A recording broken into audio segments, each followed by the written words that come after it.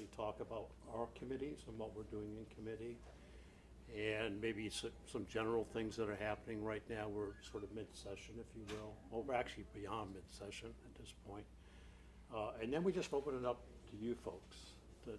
Comments, questions, whatever it is you'd like to chat about, okay? So with that. So hi everyone, I'm Edie Granning. I live in Jericho and I'm in my first term in the State House. I'm so glad we have so many people here today, so thank you everybody for coming out. This is lovely. I serve on the Commerce and Economic Development Committee, and we, our big bill that we sent over to the Senate this year is for data privacy. It was about an 80-page bill. It was a big bill. And the Senate is now looking at it and trying to figure out how to make it work for Vermonters and businesses. They're coming down really hard on the side of business and less on the side of Vermonters, and we're keeping an eye on it to see how we need to figure it out, and we're hoping that it's just a little hiccup and we'll get back on track. But our committee spent a big part of last session, off session, and this session until we sent it to them on this bill, working with advocates and businesses, and it's a big lift, and we're trying to be the 15th. Actually, we would now be the 16th because Maryland just passed theirs. So the 16th state in the nation to have data privacy protections for residents. Currently, we're looking at kids code or age appropriate design, which is a building block on that. How do we make sure our kids are protected online, and that addictive properties aren't built into the platforms that kids use. And a couple of other states are working on that, but we would be in the earlier stages on that one. So these are all consumer privacy data. What am I thinking? Not consumer privacy. It'll come to me. It's been a long week. So this is all, but this is consumer protection. These are consumer protections. We're looking at a little bit of a tweak to automobile insurance and a little bit more consumer protection with underinsured coverage and uninsured coverage, and figuring out if that's a policy decision. The Senate sent that to us. We're trying to decide if we concur and we want to keep going forward with that. That's one of the things we're doing right now. We sent to the Senate a bill about creating an Office of Workforce Development, separating it out from the Department of Labor, so that we could have a more comprehensive state workforce development plan, not just using the federal money the way it is now in the Department of Labor, but private, state, and federal funds in a bigger, comprehensive way with the reporting directly to the governor. So we're hoping the Senate moves forward on that. I'm sure there are a lot of other things, but today was Tourism Day, and we had the tourism industry come in and present what's going on for them, and they are saying, we need housing, and if you don't do anything else, make sure that we can have some housing, please. So that's not either of our committees, but we're both tangentially also working on that. Except the money part. Well, Anyway. that's, You all yeah. set? I Are they think talking that's about low-income housing? workforce housing. Workforce housing.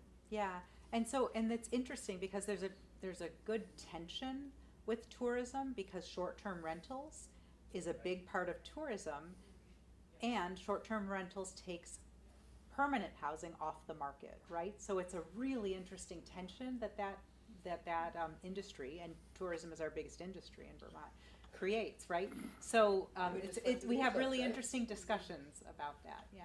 So, yep, that's all I got. That's all you got? Okay. That's all I got.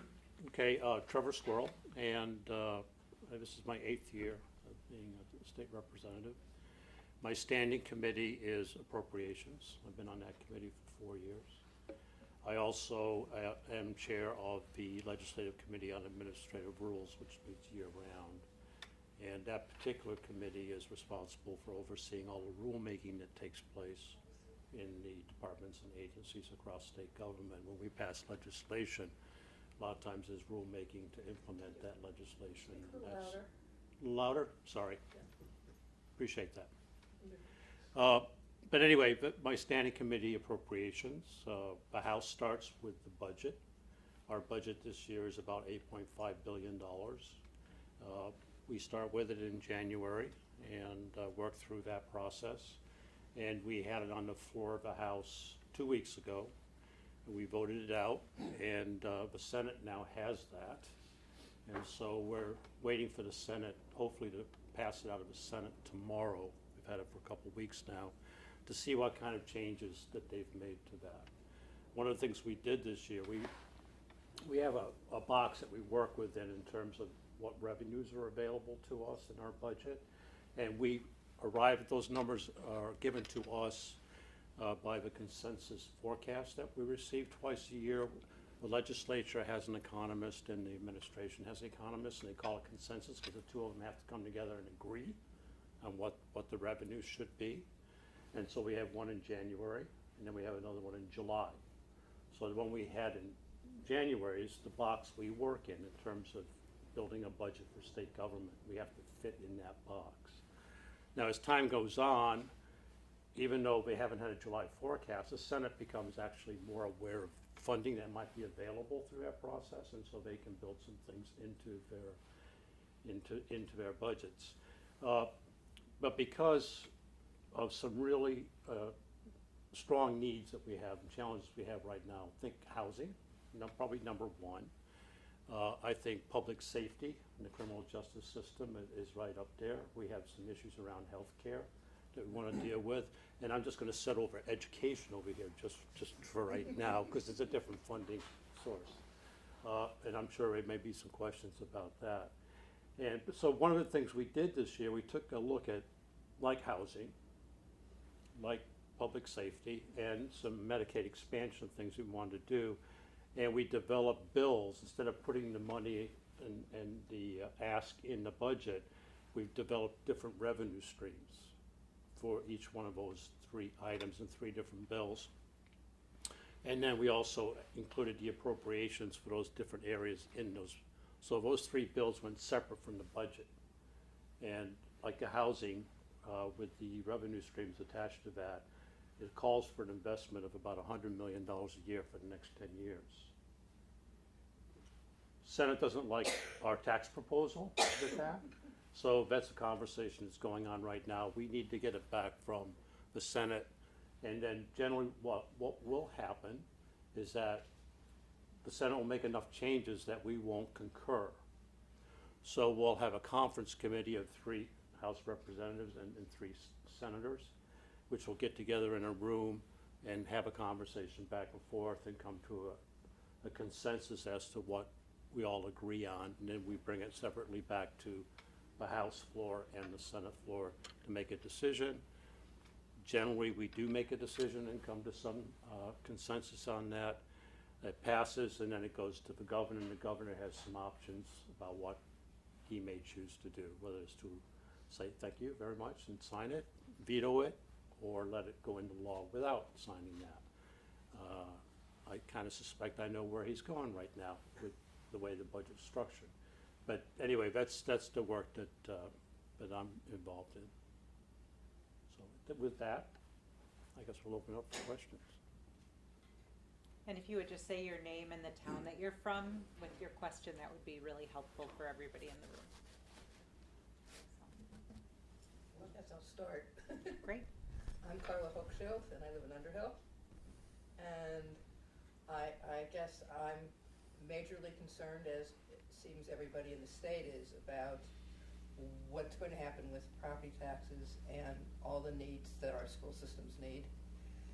And I don't know if I should join this on here or just state my feeling about it, but I'm very concerned about the governor's choice for the Department of Education. And I wanted to express that so that you can at least come back with that if you need to. I spend a lot of time working on education stuff, even though it's not in my committee. So I'll. It's in your wheelhouse. It's in my wheelhouse. Does everybody know what your role is? I chair the Mount Mansfield School Board in addition to being a rep. So that's. So what I would say is if you have concerns about the Secretary of Education nomination, reach out to your senators.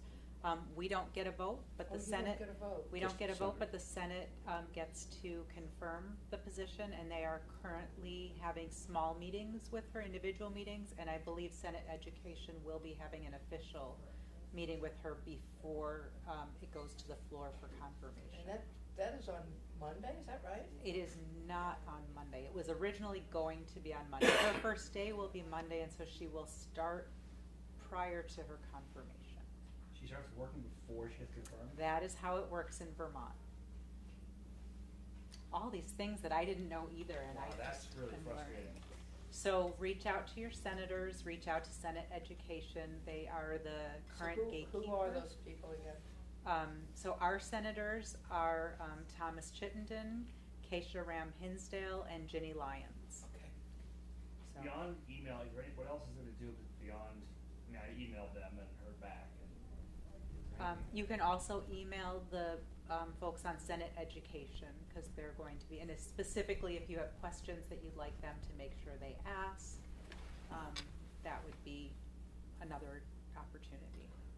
Thanks. And I will say, if you didn't get a response back, doesn't mean they didn't read it. No, I got a response back from Thomas. Oh, okay, It was great. pretty, I think it was pretty cut and paste, which is fine, but Email traffic's a pretty. I heard that they're getting, Hi.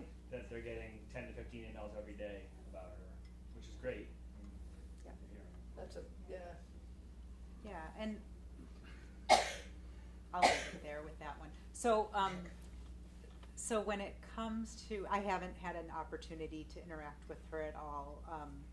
You know, personally, I don't see any experience in the classroom or in school management, specifically in school, you know, or Yeah. any public, Any, right? So, any so that. interaction with people who actually go to school. So that I have concerns about Yeah. that. I have concerns that our agency of education really needs a proven leader right now.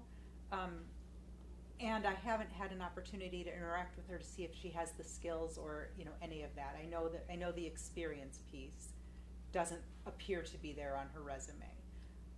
But she did go through a process with the State Board of Education. She was one of the 3 names that got sent over to the governor. So, you know, that says something.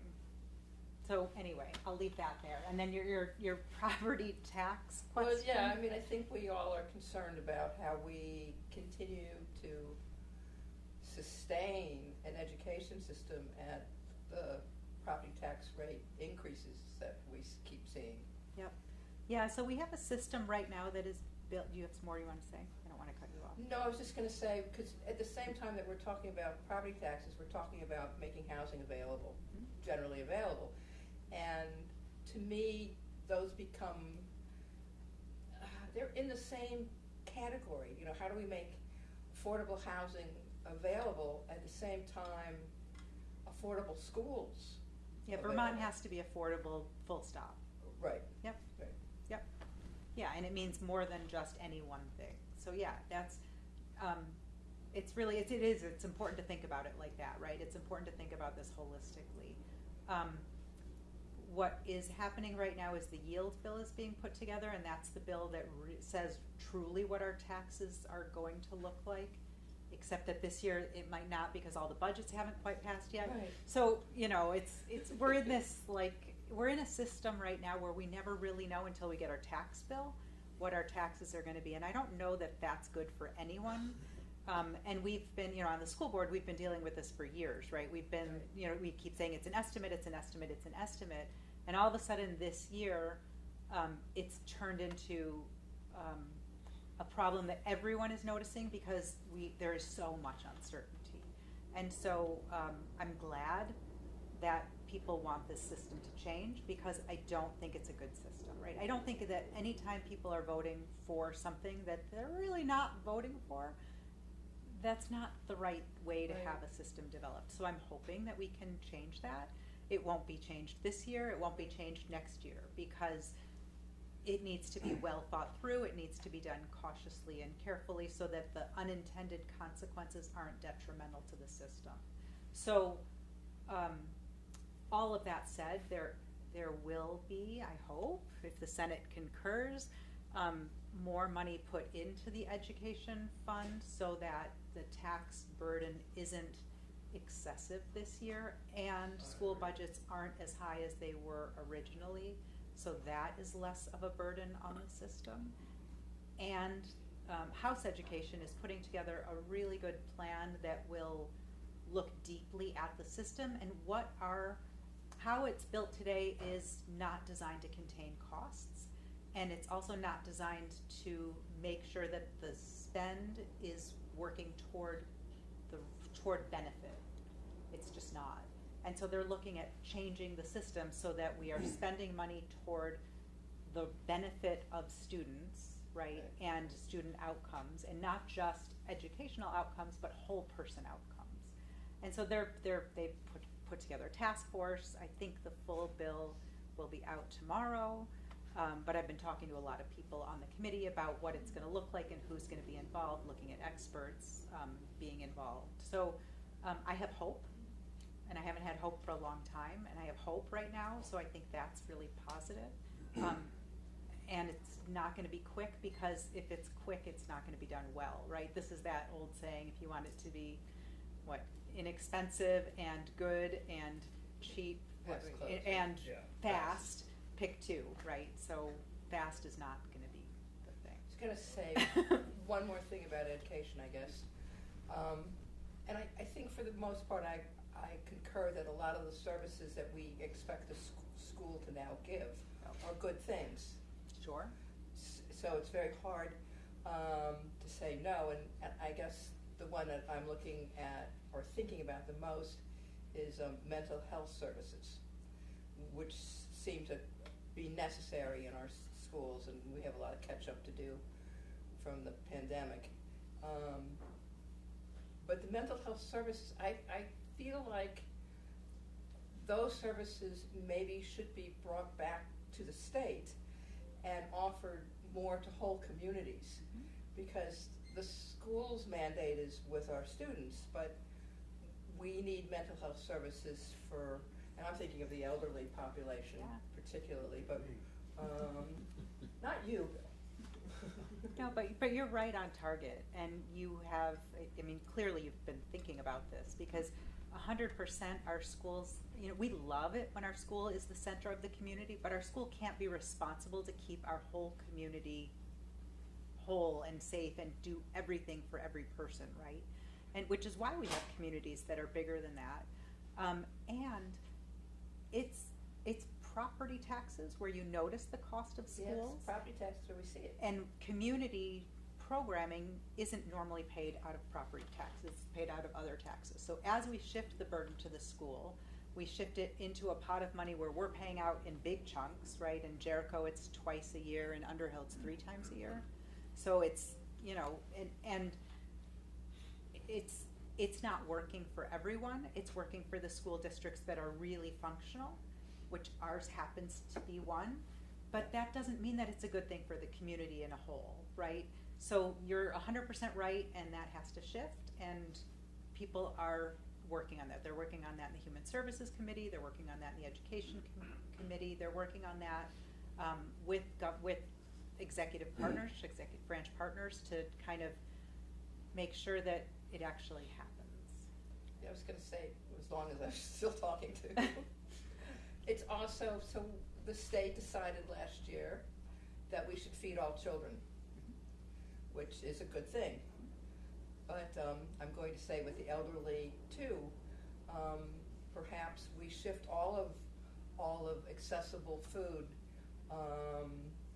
into a different pot and make it for those in communities who may need it, instead of the patchwork that it is for elderly to receive food services.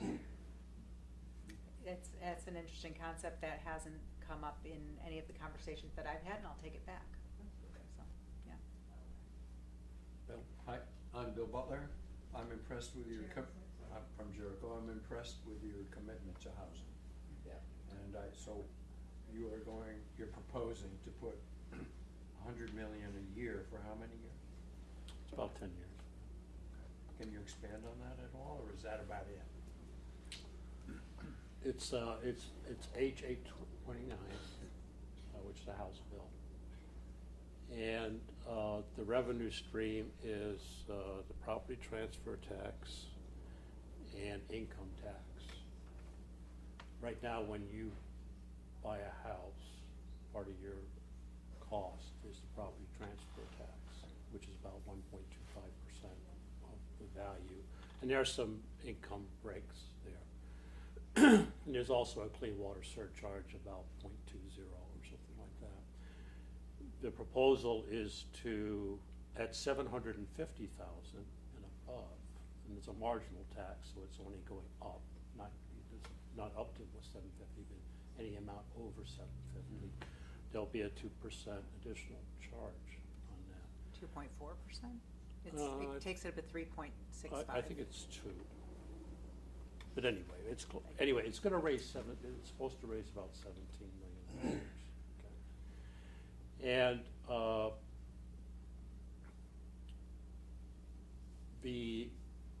then the income tax is on 500,000 or more per year.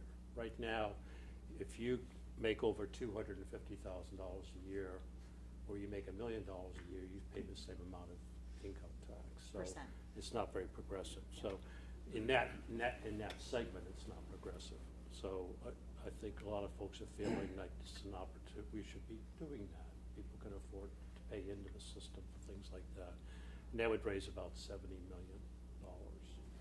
So that's where we're coming up with those kinds of How do money. you think Governor Scott's gonna feel about that? Well, I think we know how Governor Scott feels Yeah. about that. But that's the proposal that's there. That's the proposal that got voted out of the House. And I believe it was veto-proof in terms of the bill itself going out of the House. But I don't know what the Senate's doing with that right now. The Senate has a different perspective on bills that have appropriations in them and how they operate. They don't like bills standing out there with appropriations. They'd like to strip the money out, throw it in the budget. So they have a different way of approaching this. So we're waiting to see how they might tackle that particular issue. How can we watch that progress?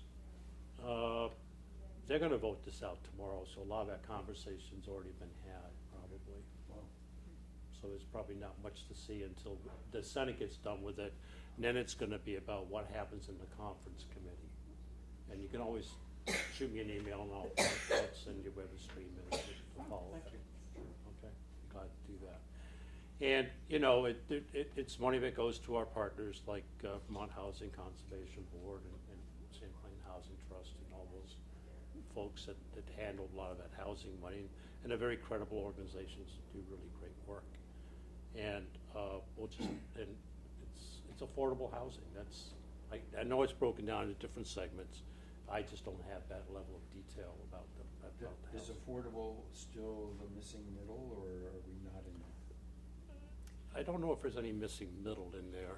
I thought there might have been, but I don't remember. There has been. Yeah. How are you approaching that missing middle? If people know what I'm talking about, Yeah, nurses, teachers, firemen. Professional working people. Yeah. Neither one of us do housing, so I see. so We'll bring an expert for another meeting. Fast. I'll get someone on call. yeah, Edie has her committee and their subject matter. And appropriations, what we do, we have 12 members on appropriations committee, and we have our own budget portfolios. Okay, we take on certain areas of state government. Mine happens to be criminal justice, so I have the court, state's attorneys, corrections, all the elements of the criminal justice system. That's why I was heavily involved in the public safety and criminal justice project. And I also have all the environmental stuff with the Agency of Natural Resources, so I have a fairly broad, but I don't have housing in it. So it's hard to keep up with some of the details of that. Sure. And I just want to add, as we're talking about the income tax brackets, federally, there is another income tax bracket at about $500,000. So the fact that we have one that stops at around 250 somewhere in there in Vermont, we're out of line with the federal system. So there is room if you look at the whole structure. Peter Booth, I live in Jericho. I have a couple comments and questions. I saw yesterday that somebody had put out some sort of an initial plan around the ed funding, which made me kind of panic. So I was like, no, you can't. This is a bigger job. You can't have that answer in 2 weeks. Whatever you're talking about, it's not going to work because it's not that simple. And this is not, being totally honest, does not reflect on either one of you whatsoever. But I have a serious question: are the people in the? I'm not making a joke. Are the people in the legislature intelligent enough to be able to understand all the facets of the ed funding puzzle and really come up with something that could actually work? Intelligent enough, absolutely. Immersed in the detail, not always, right? So, and that bill has been changed twice since it originally came out. That's the yield bill. I'm following it incredibly closely. There was a letter today from the VSBA, VSA, VTA, with their concerns about that specific bill. I have a lot of concerns about that bill. This is the bill that also has the forward-looking Education Committee blue ribbon study group to figure out how to really set up the system. So that's now on that bill. It's supposed to get voted out of the committee tomorrow and be on the House floor next week. All I can say is I'm watching it really closely, and I personally have vocalized my concerns to leadership. And are people listening to you because you're new? I hope so. I'll know tomorrow, right? Like that's but I'm not alone.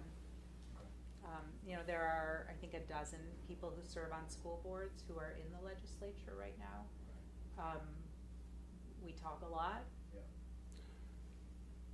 Edie knows more of the details around education funding and things like that. But some of my conversation today with some of my colleagues, to your point, things are being talked about, right? And there's a bill coming out tomorrow. And I think the idea is that any change that is going to be proposed is going to be a couple years out. And that's, that's intentional. Certainly because they want to make sure they get all the feedback that's necessary, and there's work to do, right? It's So a hard problem. So your concern is being heard. Yeah. Okay. And I would just echo, I forget this woman's name here, but the idea, I teach in a high school and I've taught for 33 years. I'm not supportive of the free food for everybody bill. There are kids who are coming from multi-million-dollar families who are getting free food, and there's not enough money to go around. I really do not. And most schools, I shouldn't say that, schools that I know of, you no longer walk up and say like, hey, free lunch, I'm weird, I'm poor, give me the free food. It's all digital now, and there's no, you just give them your number and you're charged, not in charge. I think that the stigma has largely gone away of that. I'm on free lunch, I'm not on free lunch. I just don't see that as a good use of money in education, giving kids free food. Yeah, just to reply to that a little, Chittenden County systems are not, they're a little more advanced than they are in a lot of different parts of the state. Yeah. And so there is still a stigma in a lot of parts of the state. I hear your concerns. Yeah. I have talked to a lot of people with those concerns, and talking to folks who work in schools in other parts of the Yeah. state, it is still a different big problem. So appreciate that perspective. And the overhead of providing it to everyone, substantially less money than trying to parse out different folks in the Yep. system. So that was part of that consideration also. Other questions? Comments?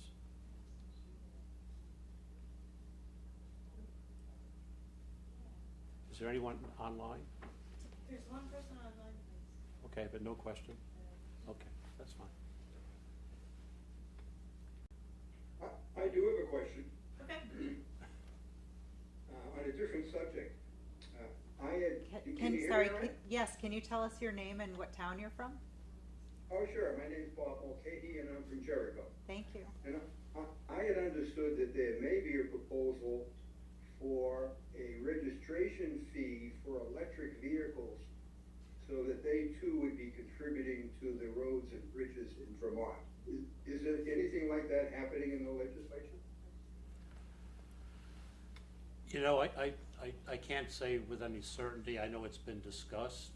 I don't think that's something that's come out of the House or any of the transportation bill. I don't know what's happening on the Senate side or what's contained in some of the bills. But I know it's been talked about, but I don't have a good answer for you at this point.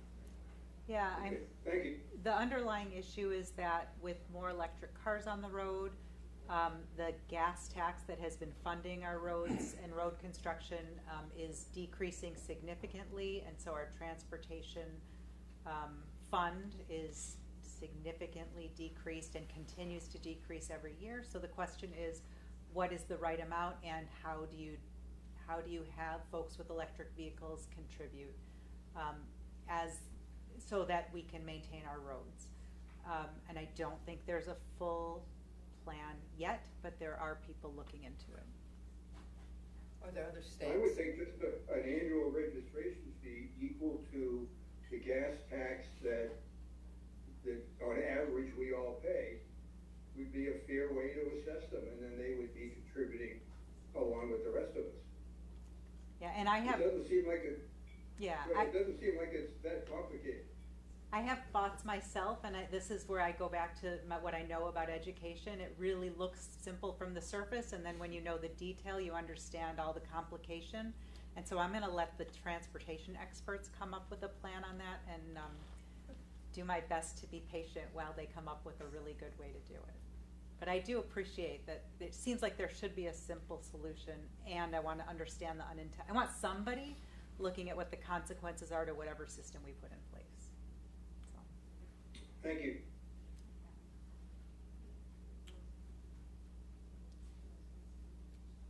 That's it? No more questions? Yeah, I've got one, and I don't know if it's in the House right now, but the Senate passed one on for the Fish and Game Department, or actually the wildlife.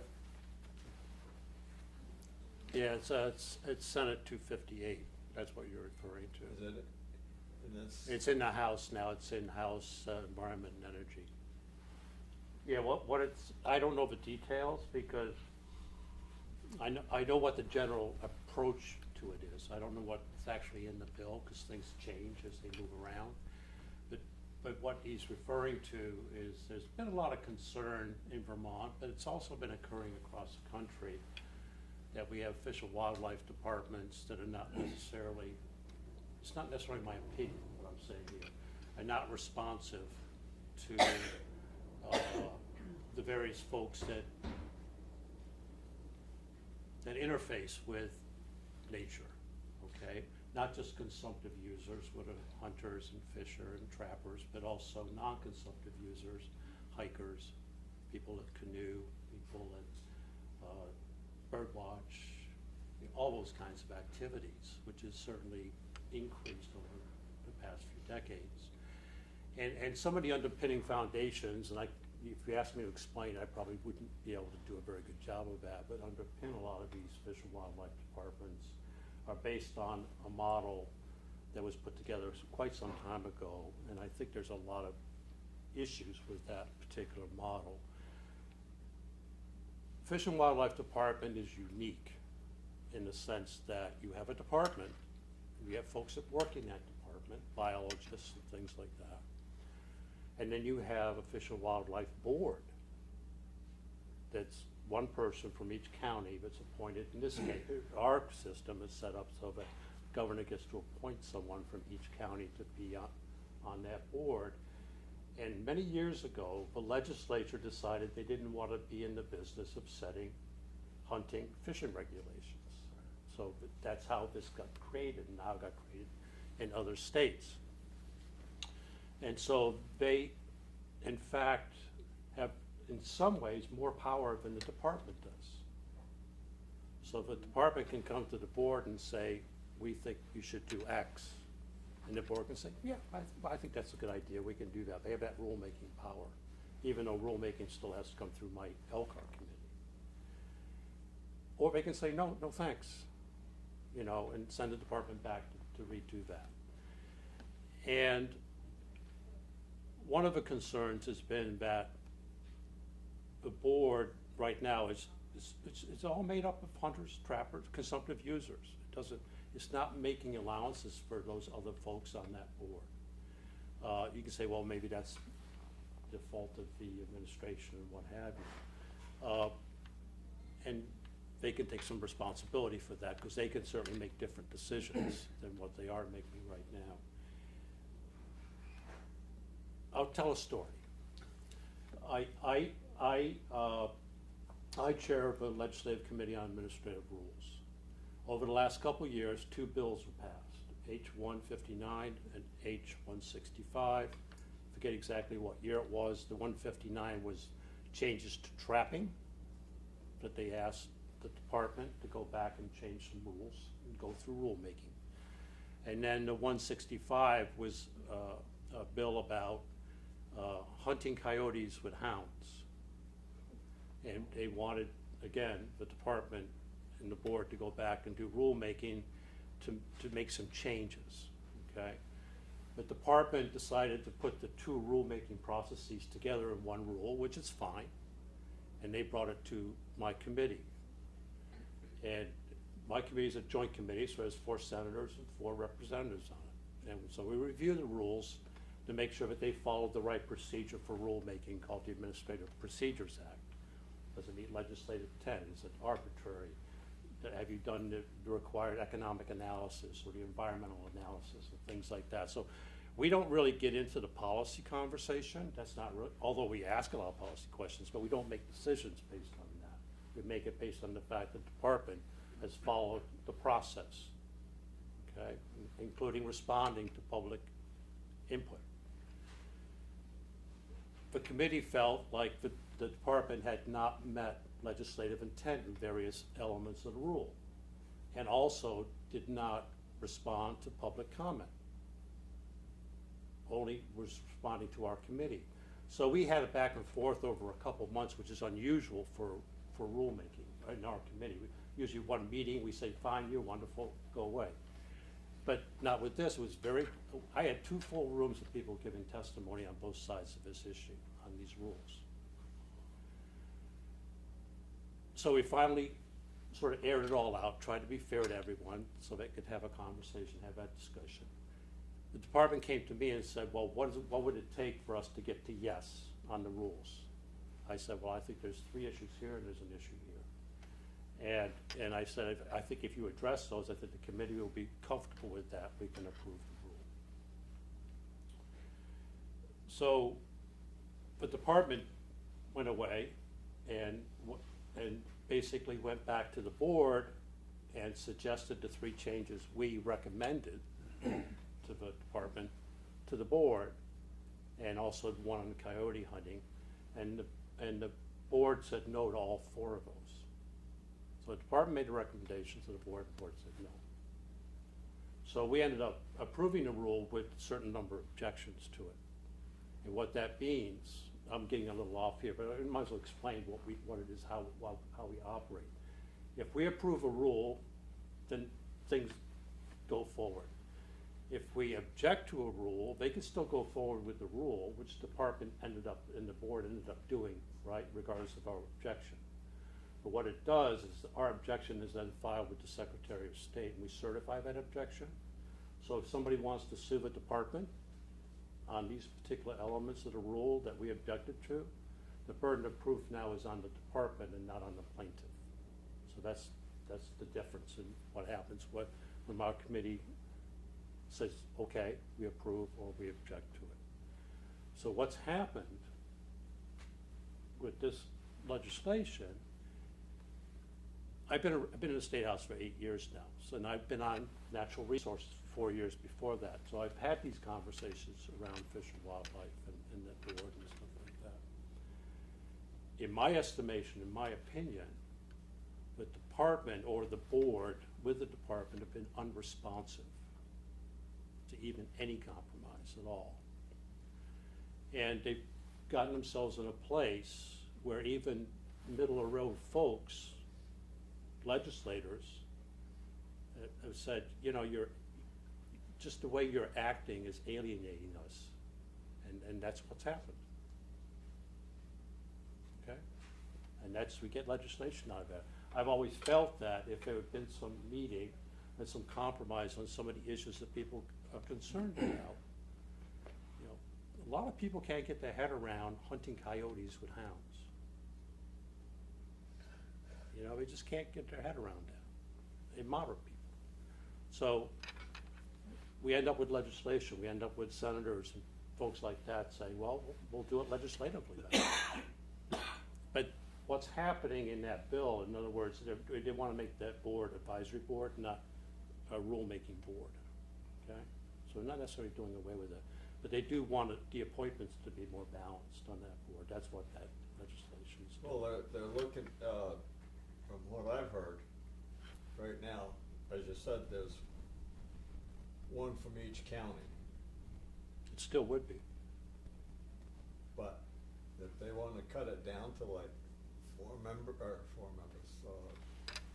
They want different folks to do the appointing. They don't want the governor to have the right to appoint all 14. So let's say, I don't know what's in the bill right now. Let's say the speaker would be able to appoint a certain number, and then the committee of committees, which is on the Senate side, might get a few appointments, and the governor gets half those appointments. I'm not sure what the numbers break down. So I don't think they're changing the number. I think, I might be wrong about that, but I don't think they're changing the number, but they're changing the appointment process. to reflect the different constituencies. Well, not necessarily, but not saying you have to have 2 bird lovers and 2 of this and 1 of that. No, we're just saying that different folks, having a diversity of people doing the nominating, and they would take all of that into consideration. I don't think there's any quota built within that. I want to make sure I answered your question. Just wanted clarification. I was Yeah. just wondering, that's Michael Oman, Underhill. I was just wondering then, would it still retain the geographic distribution, or would it not keep that? You mean the counties? The county, yeah. I believe it does, but I'm not absolutely sure. I haven't paid a lot of attention to it since it started. Once a bill starts, it can really morph and come out differently. It's in the House now, I can go take a look at that. I probably will need to, because it'll come to my committee, and I'll have to report the appropriations piece on the floor, so I'll need to understand it better. So, we can take it offline too, if you wanna. Nah. I don't know, I just kinda, from what I've heard, and who knows whether I've heard good or the truth or somebody else's opinion type of situation, but to me, it sounds like if they start appointing other people, which I'm not saying it's a bad thing, but you could end up, I think, with a group of people that suddenly hunting and fishing and trapping and all this other kind of outdoor recreation that we do would suddenly get squashed to some extent. Yeah, I can't really speak to that. I mean, if I you know- look, I if you know. look I at mean, license it- sales, they're going down. Less people are fishing, certainly less people are hunting, and not very many people are trapping now. That's a fact. I only know of one trapper, and that was a long time ago when I was working at IBM. Yeah. He did trapping, but And the other thing. I don't really have I don't Yeah. have a feeling as far as trapping is concerned. Yeah. As far as coyotes and stuff like that, I can't personally see you hunting them with a dog. You know, and I know, with the hill up there behind us. Yeah. And they're around, Well, we have lots of animals. so. So it's just come to this place. And Vermont's not alone. It's happening across the country, where people are just taking another look at how Fish and Wildlife departments or what the governance structure is within those departments. I don't know where it's gonna end up. I know it's in the House now, and so, we'll see where we end up with that one. Yes? Susan Harrod, Jericho. I'm just wondering, is there, this is in light of the ruling in Arizona that sort of resuscitated a law from 1864, and I'm not talking about the subject matter of the law, but rather, is there a periodic review of the laws on the books so that the laws adequately reflect the interests and needs of our current activities? You know, is there sort of house cleaning that happens from time to time? I don't think that there's an automatic process, if that's what you're getting to. Or just a I think mechanism? if people raise issues, then sometimes, you know, a committee might be dealing with a particular subject matter, and then that rises to the surface, right? And I know there's been things in the past, in my tenure there, where they brought up things from 150 years ago and made changes because they realized it doesn't apply anymore, right? Whether it's around slavery or whatever the case may be. Right. So, but I don't think there's a systematic review of that.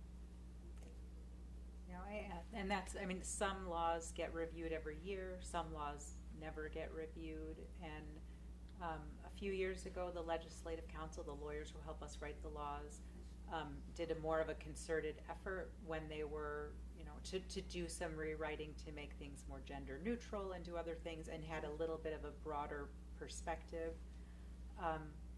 But no, like that's something that when I ran for office, I'm like, well, we've got things on the books that are just don't make sense anymore, and why aren't we fixing that? And then you realize how limited everyone's time is. We could probably keep 3 more Legislative Council folks busy without doing anything differently, let alone adding more, you know, review and things like that. So it's definitely something that would be great to do. I don't know that it is practically going to happen, but I think we're pretty responsive when things do come up, right? Like when, you know, you have to send something by telegraph, like that gets changed pretty quickly now. So we are looking for more of that than we were.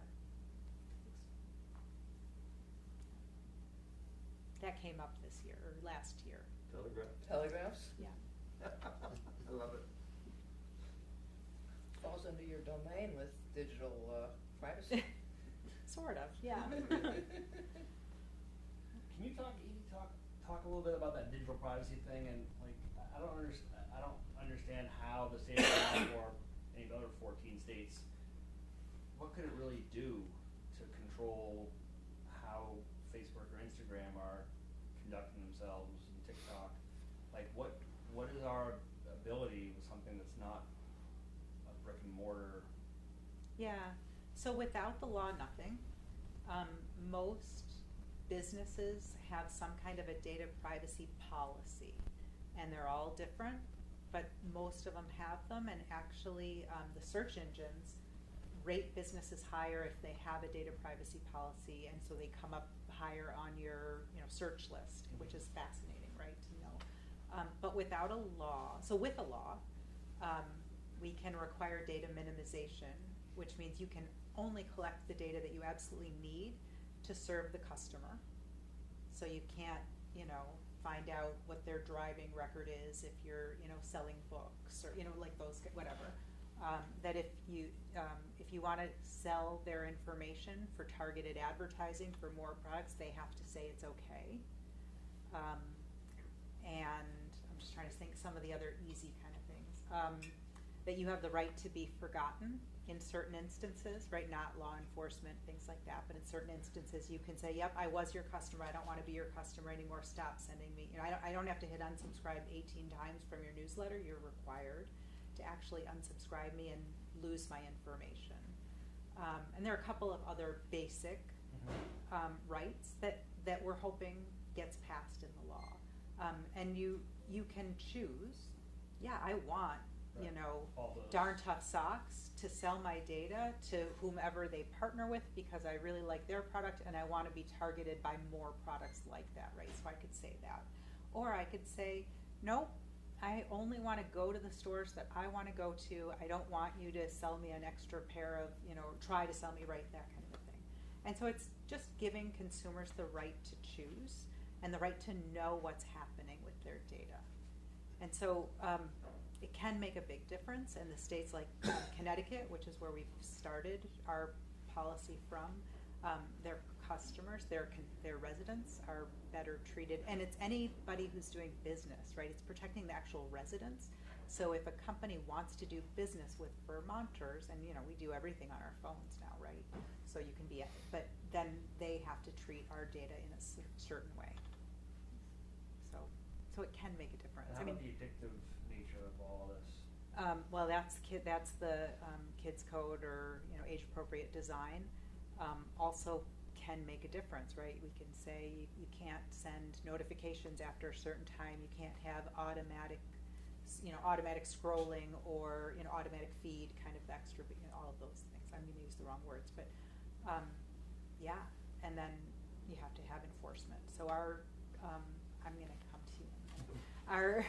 Our Attorney General is really excited about both of these and feels strongly that we need to be protecting Vermonters. So we just, yeah. No. I was going to come over here next. I just had a quick clarification.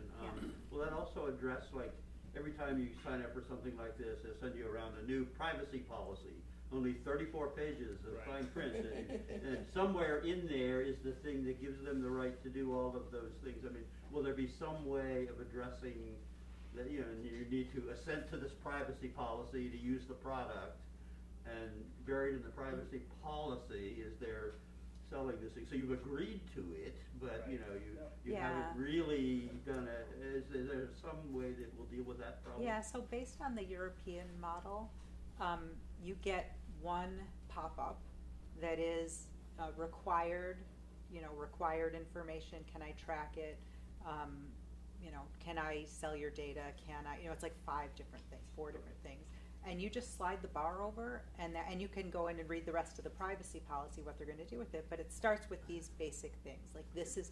So if you want to know, this is the data that they're going to track, and how long they're going to keep it, and who their affiliates are, and what that all entails, you can go ahead and read the privacy policy.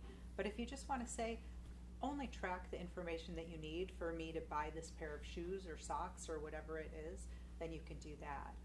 So, yeah. I'm very concerned about the explosion of online gambling. And to me, it's not gambling. Okay, well, And I'm,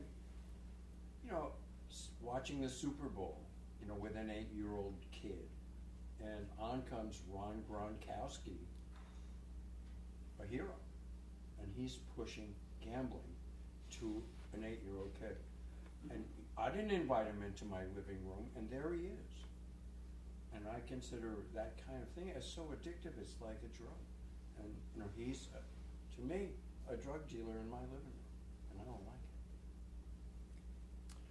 He took a lot of heat for that. I hope he did. And the NFL's taken a lot of heat for it, but I don't know if anything's going to change. So much money involved. I know. That's one that I would just say the Department of Liquor and Lottery is, both the regulator and the, whatever. Yeah, so we just have to keep an eye on it in the legislature. We made it legal. We decided that it was worth it to as a revenue source. And so we have to keep updating the laws every year to say, yeah, that was a good idea, that wasn't a good idea. We have to, we have to be the ones creating the box around that and creating the safety around it. And if we find that it wasn't a good choice, we have to be bold and say that it wasn't the right thing to do and make it illegal again. And so that's, I agree with you, it's been a shock to get all of that advertising all the time, and it feels like way too much to me also. And I don't know that anybody is, they've made tweaks they're making tweaks, but I don't know. The tweak I'm making is I'm not watching NFL anymore. It's just, I've had it, I don't like it. That's fair. My side.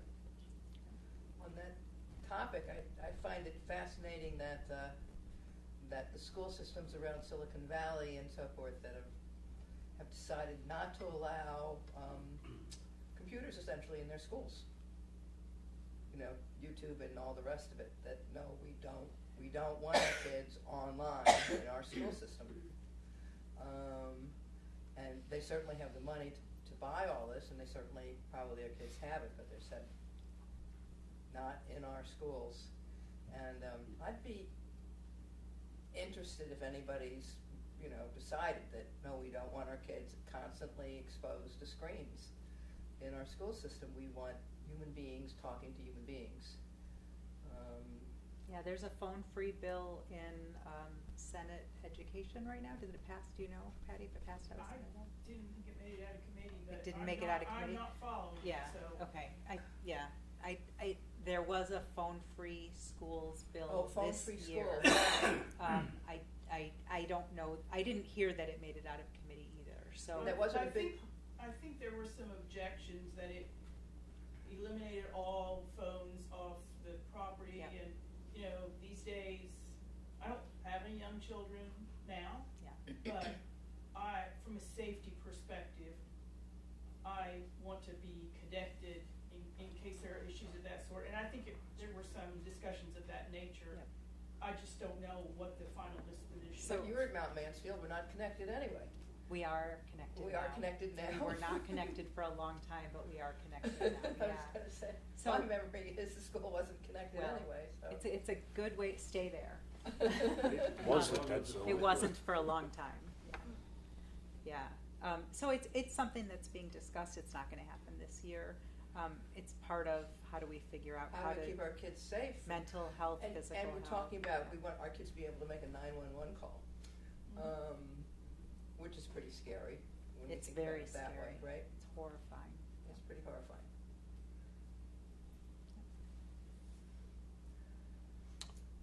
We're at 7 o'clock. It is. I want to say thank you for being here.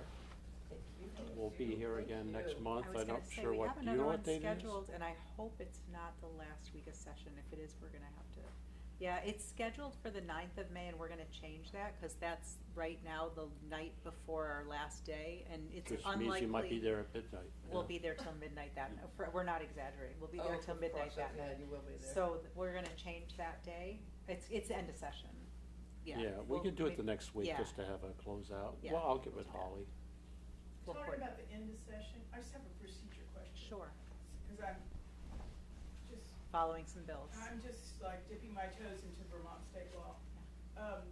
So I know the 9th or 10th is the last day of your session, and the governor has a week, Has whatever, the governor counts he funny. has a certain number of days. He does have a certain number of He does, days. yeah. He has 5 days, but it's Okay. always not 5 It's days. like 5 business days-ish. Something, And yes. then, will you guys coming back in session?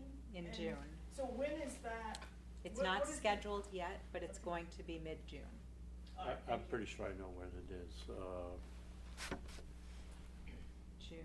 because I was gonna be off that week and they said, I said, that's a bad can you not be choice. off the whole week? It's So likely, I- it's likely the week of the 17th. It's gonna be the couple of days. 17th and 18th. Okay, fine. Yeah. It's gonna be those 2 So by days. the end of June, everything's gonna be dusted and settled. Great, thank you. Hope so. That's the plan. Got it. That used to be the plan. Yeah. So thank you for coming. Keep an eye out for when we're coming back. And if you have more questions, don't hesitate to reach out to us. If we don't answer right away, we will answer. We just might not answer right away. Depends on the week. There've been some. I always great get back to people that send me individual emails. I'm not always. He's If really it's a good at it. personal email, I'm what? I'm not as good at it as Okay. you are. You're way better at it. But if I get, NGOs and all those sort of form letters, it depends. If you're consistent, I'll try to get back. But if it's an individual personal email, I'll always respond to that. It may not be the same day, you're right. It seems like this year in particular, the volume of emails, I think, has tripled for me. It's incredible this year. It's because we've said that too many times. Right, Charlie. Invitation. Oh, I don't mind the personal emails. I think they're great. But just the group emails that we get, it just getting inundated, so. You getting any threatening emails? What's that? You get any threatening emails? No. So that's healthy. This district, I mean, I've been doing this for 8 years now.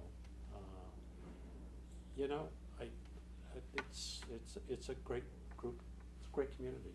And there's certainly folks out there that don't agree with me and have told me so. It's Vermont. But I've never felt anything, not even remote. But I can't say that for my colleagues, so. Really? Oh, yeah. We have colleagues that have been threatened. Speaker's been threatened multiple times. But I will say, I think our politics are much kinder and gentler than they are in Washington DC. Which maybe that's a low bar, I There's a don't low know. bar, yeah. All right, well, thanks a lot, folks. Appreciate it. Thank you Thank you. both for coming and working so hard. Yeah, it's great. It's great. coming.